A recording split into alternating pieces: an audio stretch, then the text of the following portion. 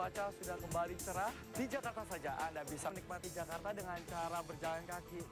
Kesenuma diberikan kepada orang-orang yang Anda kasih.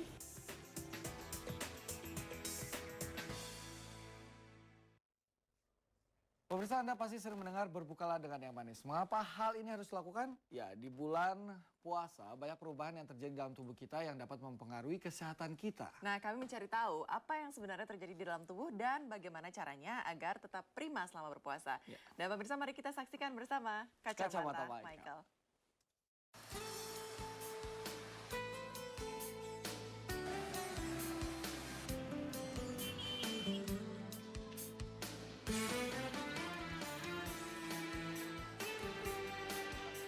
Pemirsa, sepekan lebih umat muslim telah menjalankan ibadah puasa. Tidak hanya sekedar menahan lapar, dahaga, dan nafsu. Tetapi Anda yang berpuasa juga penting mengetahui apa yang menjadi kandungan gizi dari setiap makanan yang Anda konsumsi saat sahur maupun berbuka puasa. Agar ibadah puasa Anda lancar dan tubuh lebih sehat.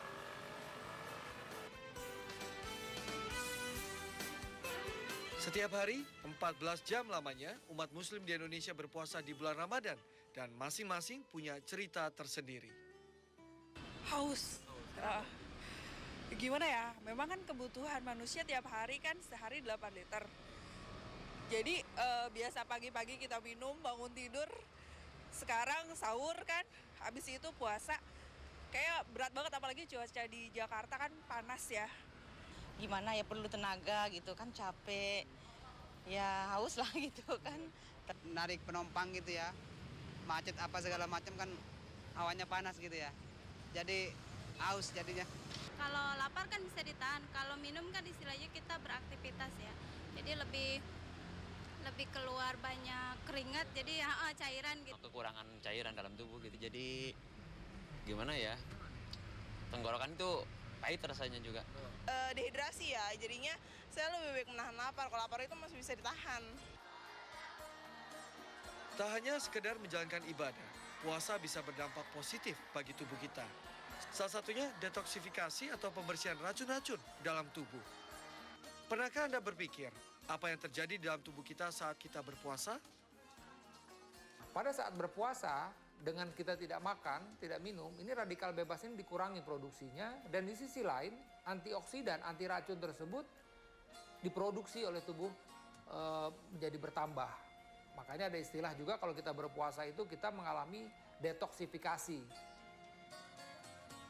Sama berpuasa, stamina akan terjaga jika kita memperhatikan apa yang dikonsumsi saat sahur maupun berbuka. Sahur sih karbohidratnya sih mungkin nggak terlalu banyak ya. Kenyangan juga kan nggak bagus gitu. Ya banyak minum aja air putih. Sahurnya ala kadarnya. Sama kadarnya, terus minum tablet vitamin gitu dah. Buat tuh penting buat cairan gitu ya. Males sama mie instan gitu. Kalau nasi agak kurang. Minum air yang manis sama korma. Yang manis-manis saja, seperti kolak. Karena itu untuk membangkitkan energi kali ya, kalau manis itu. Diusahakan pada saat sahur itu kita mengkonsumsi makanan-makanannya jangan terlalu banyak berlemak, ya kan? Kemudian lebih banyak yang berkuah. Pada saat sahur yang penting sih diperhatikan jangan mengkonsumsi kopi. Karena kopi ini akan merangsang peningkatan asam lambung dan kopi juga akan membuat kita menjadi diuresis. Jadi buang air kecil kita jadi berlebih-lebihan. Begitu sahur kita istilahnya jam-jam jangan terlalu jauh dengan imsak. Pada saat berbuka yang penting adalah pada saat pertama itu minum air putih atau misalnya teh manis, kemudian kurma, ya 3 butir sampai 5 butir. Dengan kita mengkonsumsi kurma kita dapat nilai kalori di situ, kita dapat seratnya di situ, vitamin mineral. Setelah itu melaksanakan ibadah sholat maghrib. Nah, mungkin setelah itu 1-2 kue misalnya, baru pelan-pelan mengkonsumsi makanan, ya menjelang kita sholat tarawih. Tapi itu pun juga tidak boleh berlebihan. Kan biasanya kita makan pagi, makan siang, dan makan malam, ya kan? Nah, makan siang ya itu bisa kita alihkan ke makan buka. Kemudian makan malam kita bisa alihkan ke makan sahur. Salah satu tantangan terberat saat puasa selain menahan lapar dan haus adalah melawan rasa lemas dan kantuk.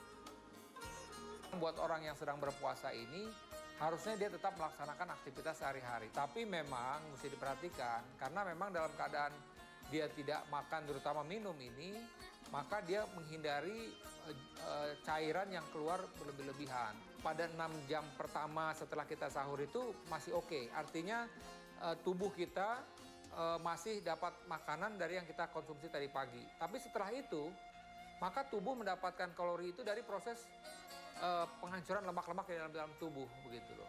Kita ini kan tidur tuh 6 jam cukup lah. Kalau lebih bagaimana? Ya akan membuat tubuh ini menjadi loyo. Karena tetap walaupun bagaimana, kita tetap harus bergerak.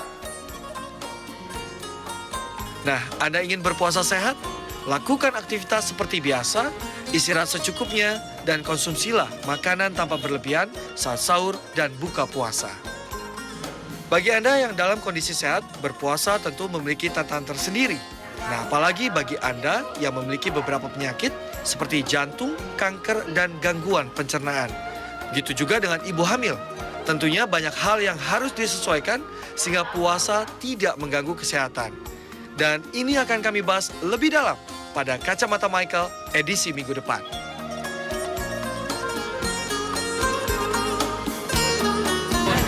Pemirsa, bulan Ramadan adalah bulan yang penuh berkah. Selama 1 tahun, tubuh kita beristirahat 1 bulan penuh.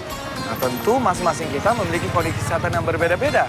Nah, tidak ada salahnya mulai dari sekarang Anda mengetahui apa kandungan gizi dari apa yang Anda konsumsi selama ini, agar ibadah puasa Anda tetap berjalan lancar dan kondisi kesehatan tetap prima. Demikian Kacamata Michael untuk saat ini. Kita akan jumpa lagi dengan topik berbeda minggu depan. Jadi simak terus Kacamata Michael. Ya, itu tadi satu yang jadi catatan saya adalah ternyata selama berpuasa itu kita tidak boleh berlebih ya tidurnya ya. Iya, karena ketika kita tidur berlebih, detoksifikasi atau pengeluaran racun-racun dari tubuh tidak berjalan dengan baik. Tapi ada satu hal nih yang menjadi pikiran saya, kan kalau misalnya orang-orang biasa seperti saya ini berpuasa itu kan ya jarang menemui masalah. Tapi bagaimana ya dengan mereka-mereka yang sedang hamil atau lagi punya penyakit diabetes atau punya penyakit jantung. Nah, itu semua akan dibahas minggu depan dalam Kacamata Michael.